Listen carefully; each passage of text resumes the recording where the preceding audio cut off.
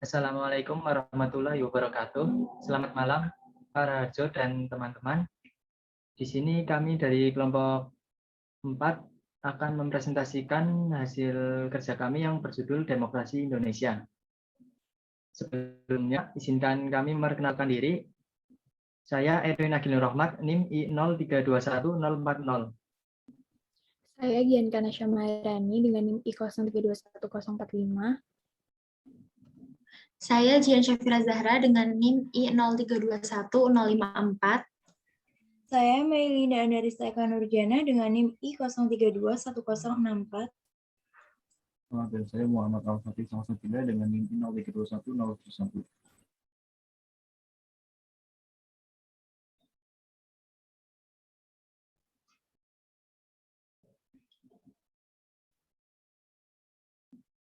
Berikut adalah materi yang akan kami bahas pada presentasi kali ini.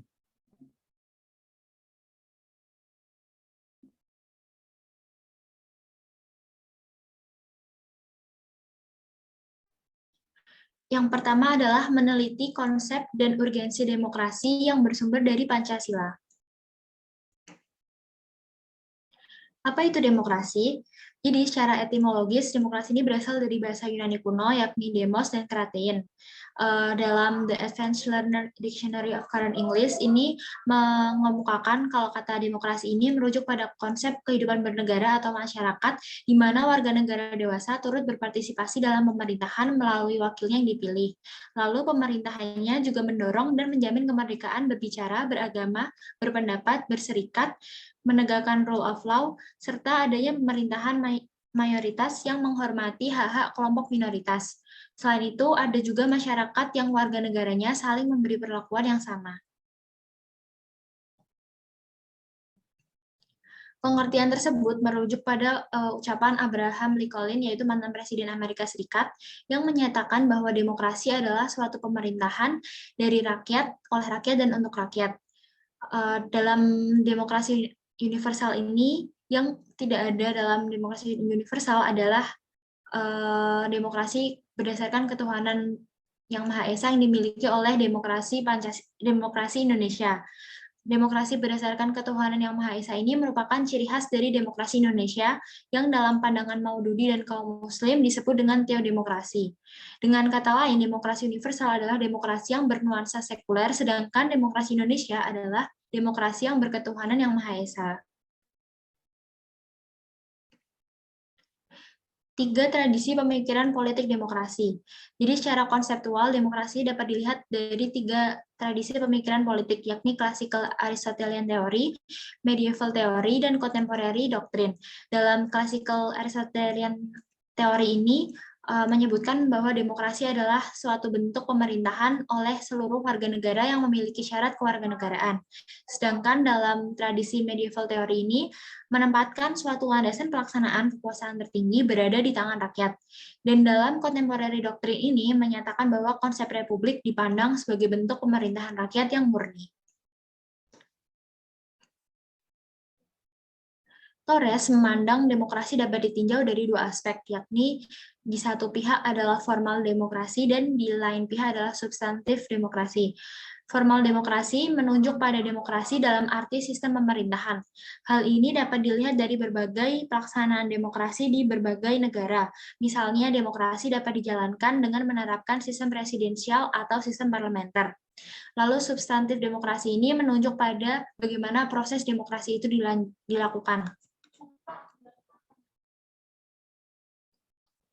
Nah, bagaimana sih proses demokrasi itu dilakukan? Itu dapat diidentifikasi dalam 4 bentuk demokrasi, yaitu protective demokrasi, developmental demokrasi, equilibrium demokrasi, dan participatory demokrasi.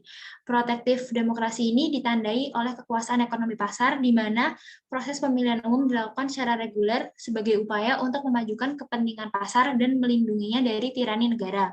Sedangkan developmental demokrasi ini ditandai oleh konsep model manusia sebagai individu yang posesif, yakni manusia sebagai makhluk yang mampu mengembangkan kekuasaan atau kemampuannya. Equilibrium demokrasi ini berpandangan perlunya penyeimbangan nilai partisipasi dan pentingnya apatisme dengan alasan bahwa apatisme di kalangan mayoritas warga negara menjadi fungsional bagi demokrasi karena partisipasi yang intensif sesungguhnya dipandang tidak efisien bagi individu yang rasional.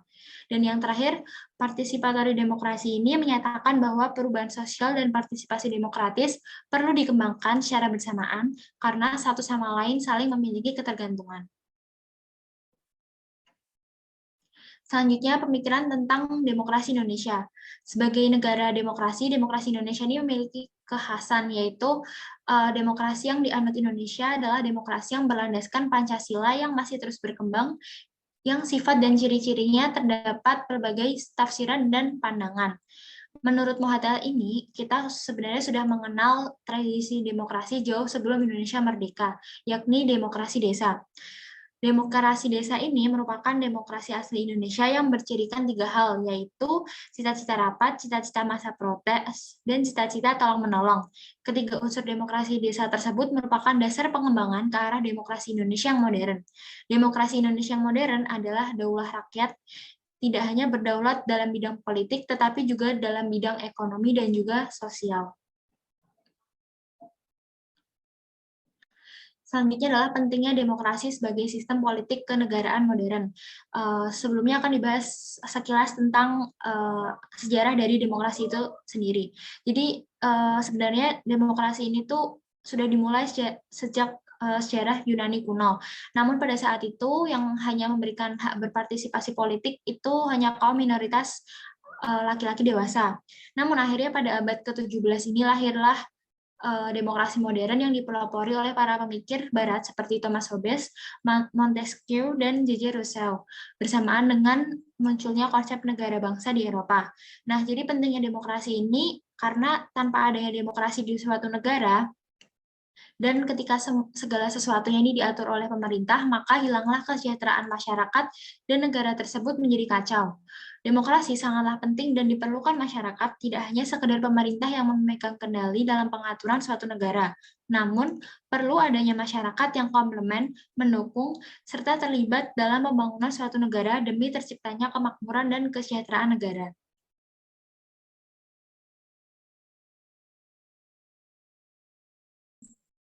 Yang kedua ada menanya alasan mengapa diperlukan demokrasi yang bersumber dari Pancasila. Demokrasi yang berlaku di Indonesia adalah demokrasi Pancasila. Artinya, kedaulatan atau kekuasaan tertinggi berada di tangan rakyat yang dijiwai oleh nilai-nilai Pancasila. Demokrasi merupakan salah satu penerapan dari Pancasila. Nilai-nilai dari setiap sila pada Pancasila sesuai dengan ajaran demokrasi yang dapat mendukung demokrasi di Indonesia. Tetapi saat ini muncul persoalan-persoalan mengenai kelemahan praktik hukum demokrasi di Indonesia. Persoalan-persoalan tersebut seperti kelalaian kinerja lembaga perwakilan rakyat dan partai politik, krisis partisipasi politik rakyat karena terbatasnya kemampuan rakyat, munculnya penguasa di dalam demokrasi, dan demokrasi saat ini membuang kedaulatan rakyat. Kelalaian kinerja lembaga perwakilan rakyat dan partai politik. Kelalaian lembaga perwakilan rakyat dapat kita saksikan saat rapat paripurna. Banyak anggota yang tidak hadir dan dapat dibuktikan dengan banyaknya kursi kosong saat rapat. Kurangnya perhatian lembaga perwakilan terhadap rakyat karena didominasi oleh kepentingan partai mereka. Agenda dan program partai politik belum memenuhi kebutuhan-kebutuhan penting rakyat. Next. Yang kedua, ada krisis partisipasi politik rakyat karena terbatasnya kemampuan untuk berpartisipasi dalam politik. Krisis partisipasi politik rakyat karena terbatasnya kemampuan untuk berpartisipasi dalam politik disebabkan oleh pendidikan yang rendah, tingkat ekonomi rakyat yang rendah, dan partisipasi politik yang kurang mendapatkan tempat dari pemerintah. Yang ketiga, munculnya penguasa di dalam demokrasi, ditandai dengan menjamurnya dinasti politik yang menguasai segi kehidupan masyarakat, pemerintahan, lembaga perwakilan, bisnis peradilan, dan sebagainya oleh satu keluarga atau kroni. Yang keempat, ada demokrasi saat ini membuang kedaulatan rakyat, seperti peran rakyat miskin semakin tertinggal. Terjadi banyak penggusuran dan layanan publik yang sulit dijangkau karena biayanya mahal. Penyingkiran rakyat miskin karena demokrasi dikuasai oleh kaum kaya raya atau rakyat yang menguasai demokrasi saat ini. Dari persoalan-persoalan di atas, sangat diperlukan demokrasi yang berlandaskan Pancasila, dengan menerapkan nilai-nilai norma yang terkandung dalam sila-sila Pancasila. Selanjutnya ada menjadi sumber historis, sosiologis, dan politik tentang demokrasi yang bersumber dari Pancasila. Jadi, demokrasi bangsa Indonesia sendiri memiliki beberapa sumber nilai, yaitu yang pertama ada demokrasi desa, ajaran Islam, juga demokrasi Barat. Yang pertama, sumber-sumber nilai yang berasal dari demokrasi desa, dari desa itu maksudnya gimana? Jadi sebelum ada pemerintahan Indonesia, Nusantara itu isinya kerajaan-kerajaan, dan meskipun kerajaan ini bersikap tidak demokratis ya, yang artinya bagaimana kerajaan berjalan itu kan ditentukan oleh kerajaan sendiri. Tapi jauh sebelum itu rakyat Indonesia itu udah punya tradisi demokrasi. Bisa dilihat dari salah satunya bisa dilihat dari istilah yang terkenal di Minangkabau, yaitu rakyat beraja pada penghulu, penghulu beraja pada mufakat, dan mufakat beraja pada alur dan patut. Jadi salah satu contohnya dulu rakyat Indonesia kan bekerjanya sebagai petani gitu. Nah, tanah yang digunakan untuk bertani itu tidak dikuasai oleh kerajaan, tapi kepemilikannya itu ada pada desa, jadi kepemilikan bersama. Sehingga kalau ini tanah mau dipakai apa itu harus atas kesepakatan semua warga gitu. Karena hal tersebut timbullah budaya gotong royong dan musyawarah yang merupakan salah satu ciri demokrasi kita. Hal-hal itu yang menyebabkan kita itu sampai sekarang bangsa yang demokrasi gitu dari dulu, walaupun dalam perjalanannya kita itu sempat dikuasai oleh kerajaan, kemudian sempat dijajah juga. Selanjutnya ada sumber nilai yang berasal dari Islam atau dari akorda logis Islam.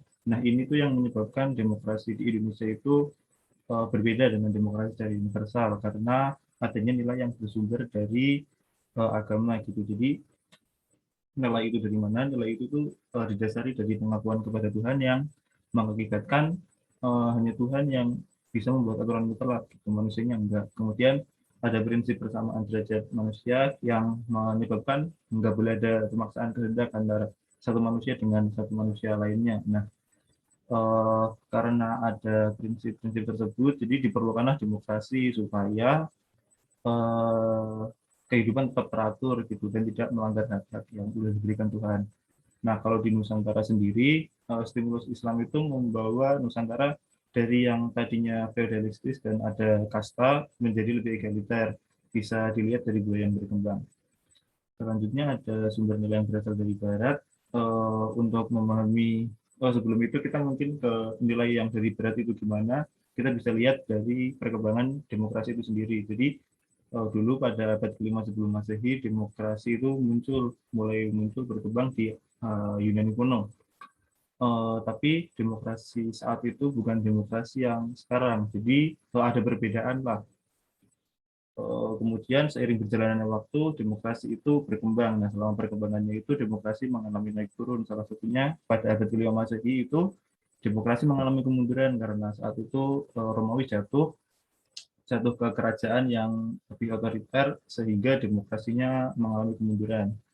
Setelah itu pada abad ke-11 demokrasi di Eropa sempat bangkit, tepatnya di Italia. Kemudian pada abad ke-14 mengalami kemunduran lagi. Kemunduran yang kali ini disebabkan karena kemunduran ekonomi, korupsi, dan perang, sehingga kekuasaan otoriter itu mengambil alih lagi. Kemudian demokrasi itu mulai bangkit lagi pada abad ke-16 pada masa Renaissance yang ditandai dengan mulainya reformasi Protestan tahun 1517 sampai terciptanya kesepakatan Westphalia pada 1648. Nah, pada masa ini itu konsep demokrasi yang modern yang saat ini kita lihat itu mulai terbentuk gitu. Jadi konsep bangsa, konsep negara itu mulai berkembang pada abad ini. Nah, gimana sih nilai demokrasi yang dari Barat itu memengaruhi Indonesia? Jadi nilai itu dibawa ke Indonesia melalui kolonialisme atau penjajahan. Jadi penjajahan itu selain membawa represi, tapi juga membawa pemikiran-pemikiran baru ke Indonesia. Pemikiran baru itu yang menumbuhkan sifat anti penindasan, atau bangsa Indonesia itu pengen merdeka gitu, nggak mau ditindas lagi karena nilai-nilai yang dibawa oleh penjajah itu sendiri juga. Nah, gagasan tersebut itu teraktualisasi dengan munculnya ruang-ruang publik seperti gerakan sosial, partai politik, dan sampai terbentuk Dewan Rakyat pada abad ke-19. Nah, sumber nilai yang berasal dari demokrasi desa, ajaran Islam, dan demokrasi Barat itu menjadi landasan bagi demokrasi yang ada di Indonesia. Segala keragaman ideologi politik yang ada memiliki titik temu dalam gagasan demokrasi sosialistik atau kekeluargaan yang secara umum menolak individualisme.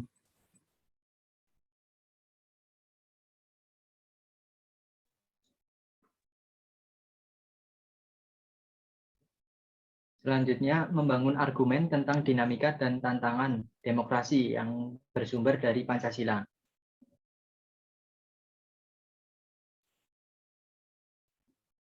Selama 76 tahun negara Indonesia merdeka, sudah pernah mengalami dinamika ketatanegaraan yang ditandai dengan berubahnya konstitusi. Dimulai dari Undang-Undang Dasar 1945 yang berlangsung 18 Agustus 1945 sampai 27 Desember 1949. Dilanjutkan ke Undang-Undang Dasar Republik Indonesia Serikat. Berlangsung tanggal 27 Desember 1949 sampai 17 Agustus 1950. Selanjutnya Undang-Undang Dasar Sementara 17 Agustus 1950 sampai 5 Juli 1959. Selanjutnya kembali ke Undang-Undang Dasar 1945, dibagi 3, yaitu Orde Lama, Orde Baru, dan Reformasi. Orde Lama berlangsung selama 5 Juli 1959 sampai 1966, dan Orde Baru 1966 sampai 1998, Reformasi 1998 sampai sekarang. Setelah kembalinya ke Undang-Undang Dasar 1945, konstitusi tersebut telah mengalami 4 kali amandemen, yaitu 1999, 2000, 2001, dan 2002. Lembaga permusyawaratan dan perwakilan rakyat memiliki peran dan fungsi dalam berlangsungnya demokrasi di Indonesia. Lembaga-lembaga tersebut yaitu MPR, DPR, dan DPD. Peran dan fungsi lembaga-lembaga tersebut tercantum dalam Undang-Undang Dasar Negara Republik Indonesia tahun 1945. Next. Pertama, Majelis Permusyawaratan Rakyat atau bisa disebut MPR. MPR adalah lembaga legislatif bikameral yang merupakan salah satu lembaga tinggi negara dalam sistem ketatanegaraan. Sebelum adanya amandemen, MPR merupakan lembaga tertinggi negara dan anggotanya terdiri dari DPR dan utusan dari daerah. Setelah adanya amandemen, MPR bukan lagi lembaga tertinggi, melainkan lembaga yang setara dengan lembaga-lembaga lainnya, dan anggotanya terdiri dari DPR dan DPD. MPR diatur dalam pasal 2 dan 3 Undang-Undang Dasar 1945. Pasal 2 mengalami perubahan, yaitu amandemen keempat yang dilaksanakan pada sidang tahunan MPR tahun 2002. Yang semula berbunyi Majelis Permusyawaratan Rakyat terdiri atas anggota-anggota Dewan Perwakilan Rakyat, ditambah dengan utusan-utusan dari daerah-daerah dan golongan-golongan menurut aturan yang ditetapkan undang-undang. Berubah menjadi Majelis Permusyawaratan Rakyat terdiri atas anggota Dewan Perwakilan Rakyat dan anggota Dewan Perwakilan Daerah yang dipilih melalui pemilihan umum dan diatur lebih lanjut oleh undang-undang. Pasal 3 mengalami perubahan pada amandemen ketiga yang dilaksanakan saat sidang tahunan MPR tahun 2001. Yang semula tidak memiliki ayat, sekarang berubah menjadi 3 ayat yang berbunyi, pertama, Majelis Permusyawaratan Rakyat berwenang mengubah dan menetapkan Undang-Undang Dasar. Kedua, Majelis Permusyawaratan Rakyat melantik presiden dan atau wakil presiden. Yang ketiga, Majelis Permusyawaratan Rakyat hanya dapat memberhentikan presiden dan wakil presiden dalam masa jabatannya menurut Undang-Undang Dasar. Next. Dewan Perwakilan Rakyat atau DPR. DPR merupakan salah satu lembaga tinggi negara dalam sistem ketatanegaraan yang merupakan lembaga perwakilan rakyat. DPR diatur dalam pasal 19 sampai 21 Undang-Undang Dasar 1945. Dari 3 pasal tersebut ada 2 pasal yang diamandemen, yaitu pasal 19 dan 20. Pasal 19 membahas tentang anggota, susunan, dan sidang DPR. Sedangkan pasal 20 membahas tentang fungsi dan hak DPR serta hak anggota DPR. Next. Dewan Perwakilan Daerah. Dewan Perwakilan Daerah adalah lembaga tinggi negara dalam sistem ketatanegaraan Indonesia yang anggotanya merupakan perwakilan dari setiap provinsi yang dipilih melalui pemilihan umum. DPD diatur dalam pasal 22C dan 22D Undang-Undang Dasar 1945.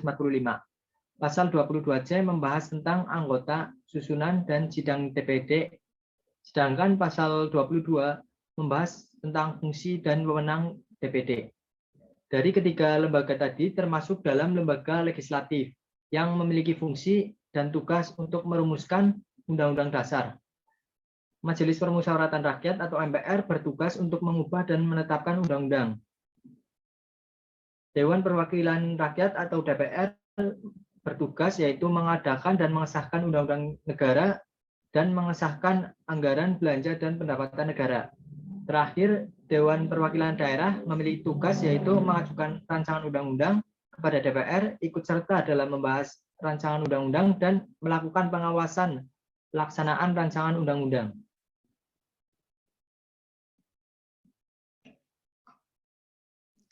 Selanjutnya yaitu mendeskripsikan esensi dan urgensi demokrasi Pancasila. Demokrasi itu memiliki sifat yang universal, jadi artinya diakui oleh seluruh bangsa yang berada di seluruh dunia. Memiliki sifat yang khas dari masing-masing negara. Sifat khas demokrasi di setiap negara ini biasanya tergantung ideologi dari masing-masing negara. Demokrasi kita pun juga memiliki sifat yang universal dan memiliki sifat khas sesuai dengan budaya bangsa Indonesia yang berdasarkan Pancasila. Berikut merupakan 10 esensi pilar demokrasi Pancasila. Yang pertama, demokrasi berdasarkan ketuhanan yang Maha Esa, yaitu sistem serta perilaku dalam menyelenggarakan kenegaraan RI harus taat asas, konsisten, atau sesuai dengan nilai-nilai dan kaidah dasar ketuhanan yang Maha Esa. Yang kedua, demokrasi dengan kecerdasan, yaitu mengatur dan menyelenggarakan demokrasi menurut UUD 1945 itu bukan dengan kekuatan naluri, otot, ataupun massa semata-mata. Tetapi pelaksanaan demokrasi ini lebih menuntut kecerdasan rohaniah, akliyah, rasional, dan emosional. Yang ketiga, demokrasi yang berkedaulatan rakyat. Jadi kekuasaan tertinggi ada di tangan rakyat. Secara prinsip, rakyat yang memiliki atau memegang kedaulatan itu. Dalam batas-batas tertentu, kedaulatan rakyat itu dipercayakan kepada wakil-wakil rakyat seperti MPR dan DPRD. Yang keempat yaitu demokrasi dengan rule of law.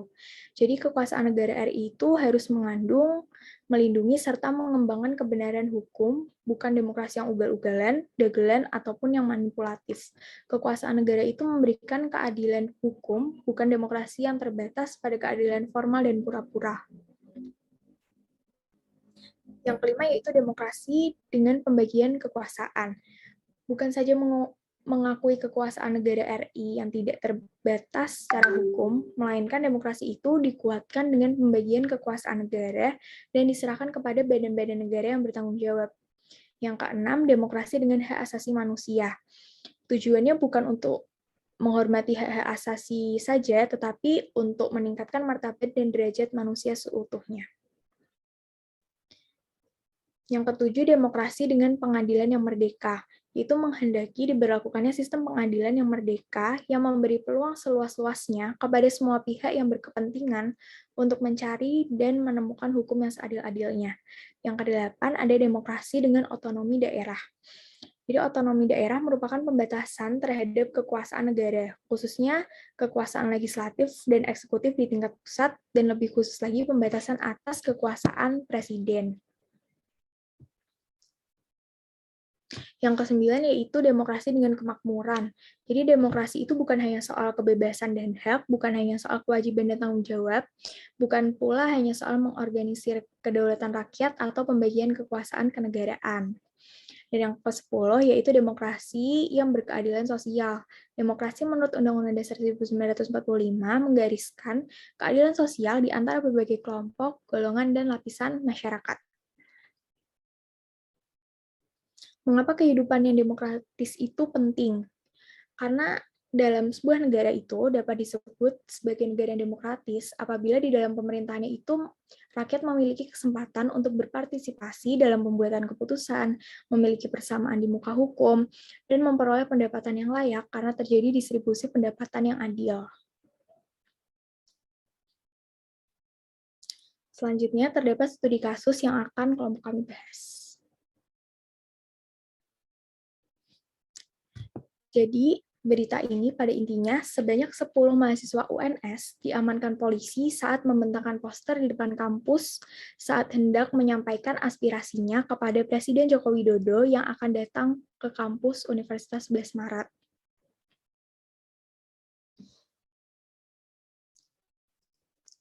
Analisis yang dapat kami simpulkan dari bentuk pelanggarannya yaitu kebebasan berpendapat. Aparat polisi menangkap para mahasiswa yang bahkan belum sempat menyuarakan pendapatnya. Jadi menurut Misbahul Munir pada acara Mata Najwa pada saat itu diundang, ia berbicara bahwa dia dan teman-temannya belum sempat menyampaikan aspirasinya melalui posternya, tetapi mereka sudah ditangkap oleh aparat kepolisian. Nah, dampaknya yaitu berpeluang menimbulkan krisis partisipasi politik karena pemerintah tidak memberikan cukup tempat bagi rakyat yang akan menyampaikan aspirasinya kepada pemerintah.